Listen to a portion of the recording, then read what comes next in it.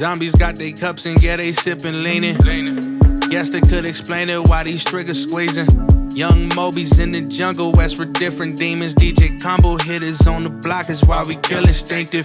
Life, it wasn't always perfect, but we made it work. Lost sheep up in this wilderness when they dispersed. Papa set me down, told me, son, you never play with good world. This is the Young Pillars podcast, turning boys into men and men into pillars. But today, I have here with us Mathew. Yes, sir. He is the CEO and primary therapist of Beachstone Counseling in Pompano Beach, Florida. He is also a husband and a father of 4 beautiful girls. He has a beautiful family. And so I wanted to get his perspective on a topic that's been trending as of late, which is struggle love. You guys, I'm sure, have seen Pastor John Gray and his comments that have gone viral last week. The wife that I chose is better than the man that I am. I married a woman 2 sizes too big. I have to grow into Aventer. She's a coat. I still can't fit her. She's bigger than me. And she's had to cover me while I grow up. I got to grow into her. So she's a covering. She's a covering, not a lid. Ooh, because if a man marries a lid, she'll stop your dream. But if you marry a covering, she'll push you to your destiny. Now, I'm about to shout and tear this whole thing up. I'm just telling you. All the way out of this studio. Let me tell you something. My wife has endured more pain birthing me than both of our children. She has sacrificed these last 8 years uncovering the painful areas of my manhood and covering the areas that could have exposed me. She deserves anything I can give her. You understand what I'm saying? Yes. I'm going to live the rest of my life to honor her because she gave me what I couldn't give myself, which is a chance to heal while still seeing the God in me. And so I wanted to talk to Matt as a marriage and family therapist, as a black man, and as a husband to get his take on the subject. Talk to me, man. Talk to me about struggle love. I saw parts of the interview and I enjoyed the interview. I think it's something that I would like to see and hear more of, seeing people invest in other individuals to the point to where there's unconditional positive regard. Meaning, I think a part of his story wasn't that she expected him to be better. She just was with him while he wasn't where he could have been, you know? And so a huge part of that I got from it was the acceptance of the acceptance love. So struggle love is in there, but the acceptance of where he was, that's what she gave him. And I think a lot of men and women need to know that wherever they are, that they can just be accepted, that love can still be had even in the midst of whatever struggles or circumstances they're in. So if I don't have my degree right now, will somebody still love me? I don't have the job that my 6-figure salary or, you know, or high fives. Will someone still love me? You know, I'm still, you know, maturing and learning what it is to be a man. Can someone still love me? And the answer is yes. You know, the answer is yes. On the other ends of it, on the other side, I do understand, you know, the trepidation that women could have about not wanting to invest because of, you know, it's not a solid investment. You know, you're going to give and give and give, and then he can leave you. You know? So I guess that's the question then, man. Right. How do you know a good investment from a bad one? Because that's what the women are saying. Hey, we've invested in y'all brothers, Right. but when y'all clean yourself up, right? y'all out. Or y'all never clean yourself out, and we gotta leave. Either way, we end up burnt out, tired, and angry. Right. You know. But that's what love is. That's what love is. Love is that investment that you may not get the return on. You know, and that's what marriage is. You know, marriage. You don't always get what you put in. The hope is that when you learn enough about love, you learn that the best part about it isn't necessarily receiving it; it's giving it. And when you can give it wholeheartedly, the reward is in the gift that you give. You know. Being able to love someone when they can't even love themselves, man, that's a gift, you know? And I feel like we're losing the essence of it because we romanticize it because it always seems to be like it has to be reciprocal. I'm gonna love you, but I need you to love me the same. Well, if the person can't even love themselves enough to best themselves, then how then are they supposed to give you something that they don't even have for themselves? You know? So on both ends, I understand, you know, and so the question I hope to answer it is, how do you then know if it's a good investment? Yeah. You don't, you know. I don't know if there's a telltale sign to be like, man, I shouldn't really do it. Of course, there are those red flags that we know about, Mm. you know, that you shouldn't even, you know, maybe even mess with an individual, you know. Such as? Well, a red flag could be the way a person treats, you know, his mom or his Mhm. sister or another woman that's, you know, close, or the way the person, let's see, the way if the person even have ambition for Mhm, themselves, you mhm. know, is the person accepting the reality and allow that to be their dominant understanding of the world, you Mhm. know. So like the I don't care mentality, or like the defeatist mentality, or no purpose, or no drive, you know. Mm. These things I don't know if you really would, you know, want to, or someone that has issues beyond what would be a good mesh for you, you know, Mhm. like someone could be have violent tendencies or addictive tendencies that they would need to work on individually before you become a unit, dating or, you know, courting or marriage, you know. So those are those things that the person may need to work on individually. But if the person is in a space where they are, you know, not, you know, a physical threat to you, an emotional threat to you, a psychological threat to you, you know, spiritual threat to you, then, you know, the investment should be okay. You know, I can give it a run. You know, let's see where this takes me. That's how most relationships starts. Yeah. You don't necessarily know at the onset, but you're willing to give it a shot. You give it a go, and then you learn. You know, what did I learn in a month? What is this person showing me about who they are and how they relate to me and how we relate to each other in this relationship? And with more exposure, you make better decisions. You create healthier boundaries, and you proceed to the next level, to the next level, to the next. Gotcha. Yeah. Well, man, let me ask, man, because you know I know my sisters, man, Right. and I know how they going I know how they gonna hear this. In the black community, would you say that how we practice relationships currently is healthy and normal? Just looking at our community as a broad brush, oftentimes, Right. you know, many kids, you know, our men are you know seeding all over the place, man. You Right. know, they're not taking Right. care of their children. Right. You know, they're not marrying the women. You know what I mean? Right. Like, it's not always the men's fault. I'm not here to Right. dog the brothers out. You Yeah. know, it take two to tango sometimes. Yeah. But man, if I had to keep it real, man, our sisters are killing us right now, bro. And I mean, they outpacing us in terms of career success. You know, achievement, Yeah. man. So oftentimes they're marrying underneath themselves, quote unquote. Yeah. You know, like I mean, man, talk to me, man. You know. Okay, so there's a lot you just said there, man, that Mhm. we have to unpack. You Yeah. know? Let's go to one of the first things you said, I think, about the women that are outpacing us, right? That's not that's not something bad, you know. No. Our women are very, black women particularly, are very bright, very strong. They're very intelligent, and they pursue their dreams. You know, it's not that their climb is easier than ours. They still have a lot of the things that are systemically against them that won't allow them to have the level of success at a what we'd say a regular rate. They still have the glass ceiling. They still get paid, you know, cents to the dollars. You know, and so why is it that they're out achieving the black male? Plenty of reasons, you know, plenty of reasons. I believe that one of the major reasons is that there has been a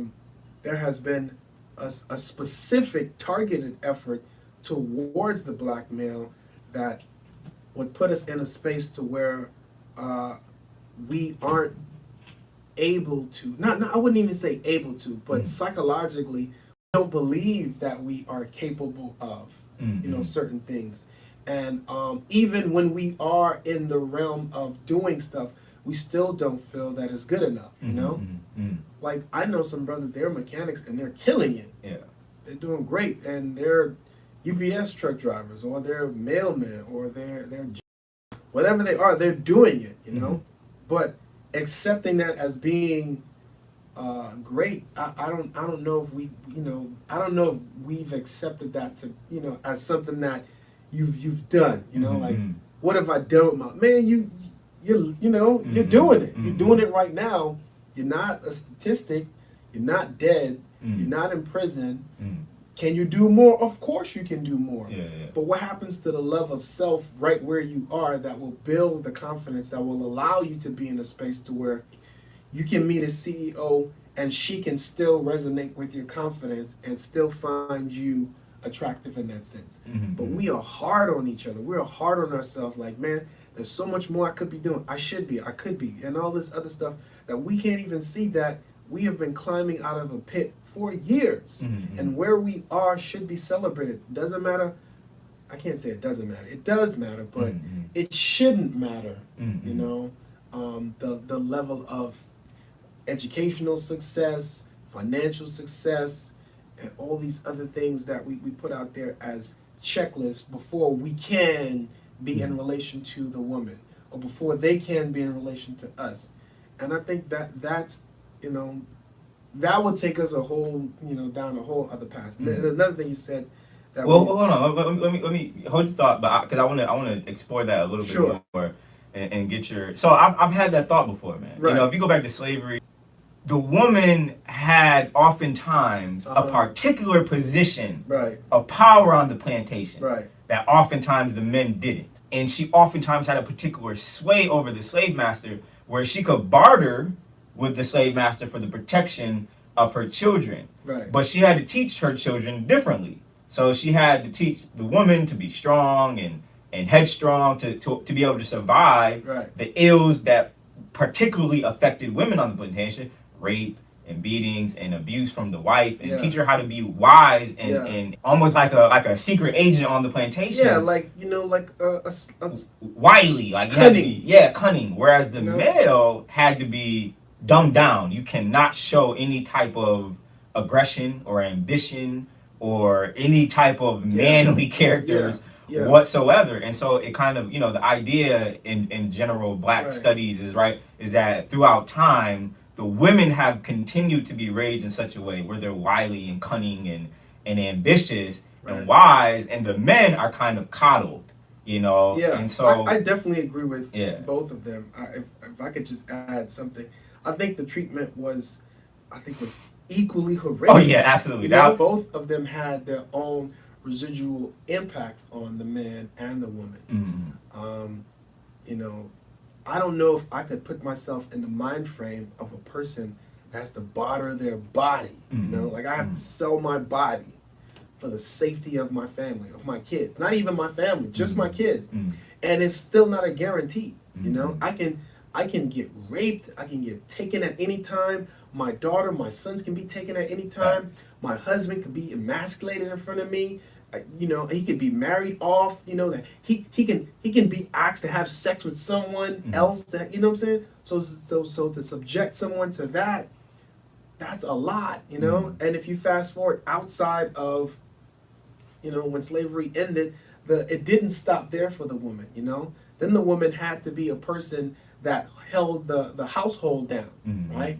And the husband had to go out and be subjected to the you know, verbal, the physical, you know, for the most part. Not to say that women weren't out there, but women didn't get as many jobs as men were able to do, and so the expectation was women were supposed to stay and work. I mean, stay and build a home. But even in that, now you have the suppression of their intellect, you know, their ability, their, you know, their gifts, their talents, their brains, all these different things that it's like. So now I go from selling myself and still being not validated, you know, not getting the outcome that I desired, and now slavery is over and so forth, and I still can't be my best, you know.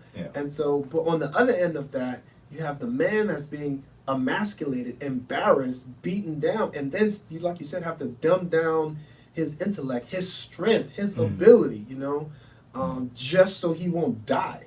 You know, and I would say too, man, just to add to the narrative, like I think the roles never really changed after slavery, because if you consider the woman, because they weren't really stay-at-home moms, bro. We couldn't afford that back in the day. They had to go into the homes of these same white families, man, and be subjected to that same plantation woman, housekeeping, bro. You know, and suffer that same degradation. And oftentimes the men weren't getting jobs, bro. Right. Yeah. You know what I mean? Like there has been this continual onslaught where the woman has had to kind of. So you fast forward all of that narrative, right, to where we are right now, you know, and we're still. All right, so let me just, if I can cut to the chase. Yeah. We're not in competition with each other. Mm-hmm. You know, the man and the woman, the black man and the woman, that's not my competitor. Mm-hmm. You know, when she achieves, I feel great. When I see a black woman doing her thing, I feel amazing. Mm-hmm. You know, Mm-hmm. I feel like, wow, look at you, man. Like, Yeah. let me celebrate you. You know, and it's the same thing when we see a black man doing something great. I want to celebrate you, but that's not what all of our collective mind frames are, and we throw a lot of shade. Indeed. You know, Indeed. because that's some of the psychological stuff that was implanted in us, Yeah. that we are Yeah. competition. You know, Mm-hmm. you're not my enemy. Yeah. You know, Mm-hmm. and the brother out there is not my enemy. I think if we can do a 180 on that and look at each other and say, like, man, like, your success is my success, because they were holding all of us back. Mm-hmm. And now that some of us are peaking, what that does for the next generation is they can see us as peaking, like, man, now I'm going to go above that. Mm-hmm. But I think we need to get out of the space of categorizing what success is and what it looks like, you know? Mm-hmm. Man, I don't know what this brother was doing before he became whatever he became, you know? I don't know what pathways he had to cut through to get out of his circumstance to be where he is right now, standing on his 2 feet, putting on a uniform, a name tag, and still have to subject himself to getting paid $15 an hour, $20, you know, whatever the amount is. I don't know that brother's story. When I see him, I'm going to respect him, I'm going to affirm it, and I'm going to believe in him, you know? And I'm going to even tell him, when he does a good job, look, man, I appreciate your service. Keep going, you know what I'm saying? How long have you been here? Have a conversation with him. Let him know I value him. Look him in the eye, you know? And let him know, hey, listen, man, if ever you feel like you want to do more, how can I help, you know? And I think that's a part of the struggle of, it's not between just a man and a woman. I think it's between black men and black men, you know, black women and black women, and the black man and the black woman outside of the context of a romantic relationship. What can we do more to love each other in the struggle, to then love each other outside of the struggle, which is even harder, right? So when you surpass the struggle, it's hard to love another black person because you think that person is coming for your spot. You feel threatened, you know. I'm supposed to be the only, I'm like, what? You know? Like, yo, nah, man, come through. Like, what do you need? How can I help? How can I build, reach back and you know, and help people get to a space to where we're not fighting each other, you know? Settling for less to now compatibility. So let's say a person is a surgeon, right? And man, beautiful surgeon. She you know, she went to school 16 years, right? As, you know, and she's a surgeon. But a mechanic is a surgeon too. So is a chef. So we're not talking necessarily career. No? I think what I'm trying to hit at, that the women are trying to hit at, is that oftentimes our men are like these emotionally unavailable, like, so now that's grunts, like, you know what I mean? Like, now, man, like, I don't speak, like, I don't, right, I can't, so like, now, we're like wounded, man. Now you're talking about something else now. Okay, right? all right. So that's what I was trying to get at. So let's deal with it. Let's go there for a second, right? So for an individual that feels like a person is just like this like animalistic beast, just like, you know, thing. And this is an honest thing that we have to do, right? Yeah. Before we get married, there are plenty of things that we can do to help that out, you know? And I feel like we don't do those things, right? We get into marriages easier than we get into like a relationship with a business, you know? Because sometimes you get vetted for a while, man. They give you personality tests. You got to do a drug test, right? You got to, you know what I'm saying? You got to do all these, you know, got to go trainings, 2 weeks probationary period, you know? You got to do all these things. And then after, you know, the 90 days, if they don't like you, to be like, you know? But in marriage, you can see a girl, like a girl, and not really invest in the building of self and the building of that person before you actually tie the knot, you know? And so, yes, there are a lot of failures because we don't deal with some of the things that we need to deal with. I'm one example of that, you know, myself, because I didn't deal with everything I needed to deal with. I dealt with some of them, which gave me some levels of success. But if both my wife and I didn't deal with most of the things we needed to do before we got in the relationship, then we wouldn't have had the success that we had. So I guess what I'm saying is invest in yourself. If you know that you're not And sometimes you may not know. Mm-hmm. And the way that you know is by putting yourself in a space to where you can start challenging the norm Mm-hmm. that you've been that you've accepted. Yeah. You know, and the way you do that is by maybe exploring therapy. Gotcha. You know, some brothers they will go to premarital counseling as long as they deal with the relationship, not with the individual. Mm-hmm. But guess what you're bringing in the relationship? Individuals. Yes, You're the individual, she's the individual. You bring them together. You have a collective of two people that are bringing their reality together, and you want it to work. It can work. Will it always work? No. Mm-hmm. You know. And when it doesn't work, what do you do? Yeah, and those are the tools that you build by dealing with the self and dealing with the collective that you do in premarital counseling. Mm-hmm. And so, yeah, there's an investment, but it's ongoing. Even after the marriage, after all the counseling, you may find yourself needing more assistance. Then what do you do? Mm-hmm. Well, you go back. You know, you buy a car, throw it off the lot, it depreciates, right? It loses value. And the way you maintain that is by going getting it checked up, getting that oil change, tire rotation, battery change, you know, for the life of the car. If you want to have it for the life of the car, you know, then you got to maintain it. Same thing with your relationship. Your relationship will have flat tires, you know, the brakes may give out, you know, the alignment may fall off a little bit. You know, you might be, you know, swerving a little bit. You got to do what you got to do to maintain the relationship in the same way. And that's with the self and with the car, because the car doesn't, well, the car will start driving itself. But for now, the cars aren't driving themselves. We're driving the car. So if I'm a bad driver, then I need to improve on what I need to improve on and not just say, man, this car sucks, right? The car may suck, but what am I bringing to that as well? Same thing in the relationship. Yes, the relationship may not be the best, but what do I contribute in the toxicity of what we're experiencing, you know? And then how can I better myself to be the best self in this equation? Gotcha. Okay, so talk to me, man, and we're gonna close here soon. But imagine I'm your little brother. Right. You know, you're who you are right now, man. Right. And you got your marriage and family therapist. You've been married, and I'm looking to find the right woman. Yeah. And get married in another 2 years or so. You know, something like that. And what's your advice to me, man? How do I prepare myself for that kind of journey, man? How do I know? Like, what about the issues I'm not aware of? How do I? You know what I mean? Talk to me, man. Like, what would be your advice given your experience? Let's go back to where you started with Pastor Johnson. That story is incredible. And I think that if you would ask his wife the same, she would probably say that he saved her as well. There is salvation in saving as well, you know, and reaching out, you know, because when you're extending, you know, you're giving, you know, and you're receiving too. You know, your hand out isn't a hand out to only give, but you're in the receiving end, because in giving, that's a blessing, you know? And so I would definitely advise any young person, you know, to be able to, you know, extend themselves, to be able to receive as well, to not just be the person that's on the giving end, but be able to receive and not beat yourself up for where you are. Start loving yourself for where you are, you know, wherever you are. Fat, skinny, fat is a thing, you know, overweight, you know, it's not like a knock on the size, but love yourself wherever you are. Love it, the tall, the bald, the short, the whatever, the degrees, no degrees, wherever you are.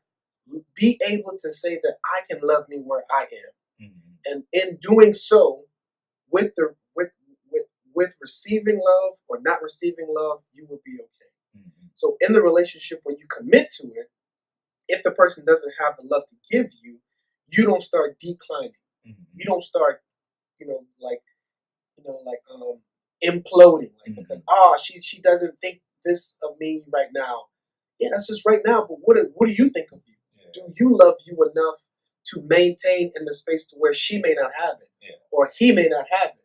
Do you love yourself enough? Because there will be times where the person may be too tired, sleepy, hungry, depressed, grieving, whatever, that they may not have it to give you. You have to give it to yourself. So I guess to just round it off is just start with acceptance of self, loving of self, and even affirming yourself to where you are before we start trying to be like, you know, yo, what's up? Yo, what's up? You know, you know, holla at me, you know, because what you're looking for is just to be filled, and you can't even do that for yourself. And you know, just so that's what I'm trying to get at, man. Something. What do you like?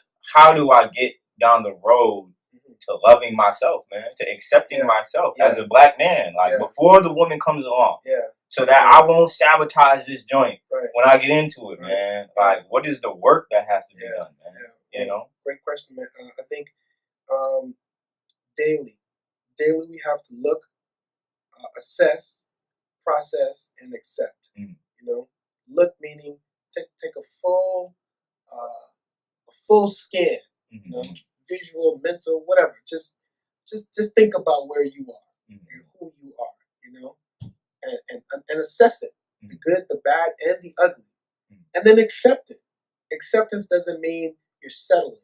You know, acceptance just means, okay, this is where I am, and then affirm yourself. Wow, what are the things in my life that I am most proud of? You know, where am I right now that I wasn't a month ago, a year ago, 5 years ago? You know, and then be okay with those things daily. I have to do that to myself. And the days I don't do that are the days I feel the most drained mentally, spiritually, you know, emotionally, because I didn't take time out to give to me. I'm giving to others. I'm in the field of that, but I have to give to me. It's like a Jedi mind trick because we've been fed so many things about what we should like, what we should do, where we should be, that we don't even know who we really are. You know, but when you start to really experience the freedom of not being weighed down by other people's expectation and their desires for you, man, then you start to really excel because you can make a mistake and still love yourself. You can try this thing and succeed at it and still love yourself. You can try something and not like it and still love yourself. But you're doing it. It's you. It's fully you. You're developing yourself now to where the opinions, just the views of others are secondary to what makes you whole. You know, and I think that's important. Starting with self, loving the self, accepting the self exactly where you are. You know, so that's the start, man. I really think this is a great conversation. Yeah, man. And I hope we can have more. Yeah, I think we're definitely gonna need a part 2 because there's a lot I want to touch on, man. Like I want to talk on the, you know, bitches and hoes culture in our society, man. You know, like in my family, man. I remember I sat down with a few of my family members, man, and they expressed some really negative opinions about women, and it shocked me, bro. Like, whoa, like I think I have been in that university culture, particularly Christian universities, the HBCU, where I think you would have to be a fool to deny the beauty and genius of Black women.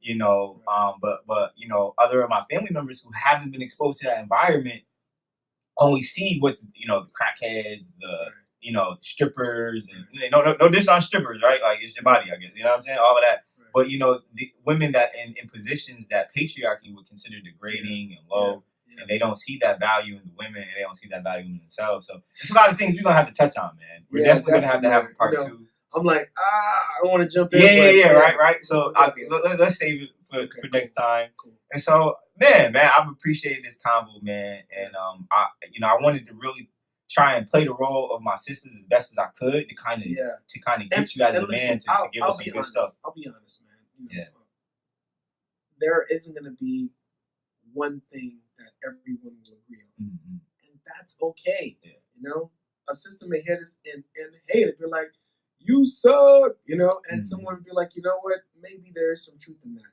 And it's not for us to all to come together and agree. It's for us to come together and converse. Yeah, indeed. And talk. Indeed. And learn. Indeed. Okay. Struggle Love, everybody, with Mathew Jean here. My name is Robert Bailey. I'm a therapist and social worker. Mathew is the CEO and primary therapist at Beachstone Counseling. Beachstone? Yeah, and we're definitely going to be back with Mathew to talk some more, y'all. So I hope this was of value to you. Young Pillars, episode 1 is a wrap. Turning boys into men, men into pillars. Matt, I appreciate you, man. For sure. All right. This is Andwele, Losing My Religion, from Dreams of My Father. Check them out, yo. Yo, stuff. Papa sent me down, told me, son, you never play with words. But we was grinding through the night to spend our days in church. Couldn't tell you why I left, dog. I'm traying Ricky dead and I got choppers to the left. Taking everything within and telling Doe to let me out, cause I could see the devil lurking. Now he got us to my steps, nigga. Greatest story never told, got the best written. I remember Bam told me I'm the best spittin'. Dead bodies in the street ain't the best feeling. Yo, we all the blood cousins in the set trippin'. Man, listen. Dreams of rockin' stages, my pen the dopest. Never thought I'd be pushing 30, I shift my focus. Falcon Park and we still the product of blocks and corners. Kinda itchy with trigger fingers, don't run up on us. Yo, we wanna see our kids at night, we locked and loaded. Reminiscing about Carol Peoples, we pop Coronas. And poet on the cover is what we do for legends. Yo, it's hard to keep it humble though, and you the blessing. Losing my religion, please, mama, can you pray for me? Satan is the lie, and he's snapping every day for me. Tell me I'm a sinner, I'm just trying to live faithfully. Yeah, it's a struggle every day for me.